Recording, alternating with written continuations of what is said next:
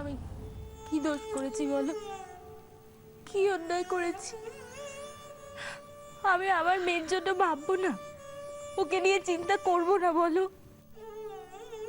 নিশ্চয়ই করবি, কিন্তু মা হয়তো বুঝতে পারিস মা, যে সন্তানের জন্য মায়ের মন কতটা আকুল হয়, কতটা অসহায় মনে করে একটা মা নিজেকে সন্তানের কোনো কষ্ট হলে। বল,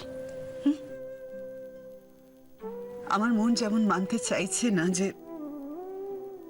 তুই এমন কোনো কাজ করতে পারিস, সেরকম সায়নেরও তো কষ্ট হচ্ছে।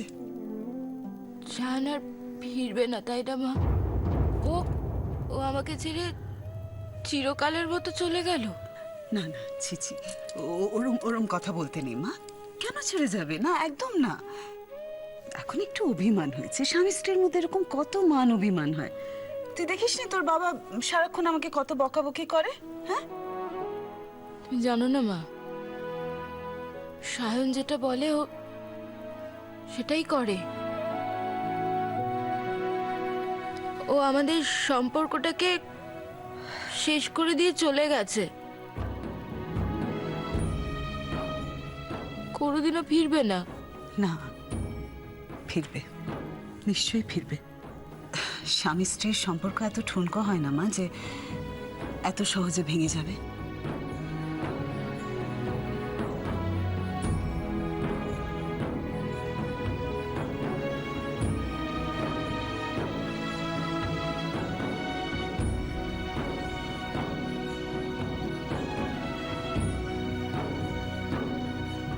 নিজের দিকে একটু তাকা, একটু নিজের খেয়াল রাখ মা।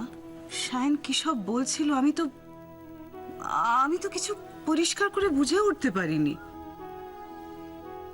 তুই বল, কোনো মায়ের কি শুনতে ভালো লাগে যে তার মেয়ে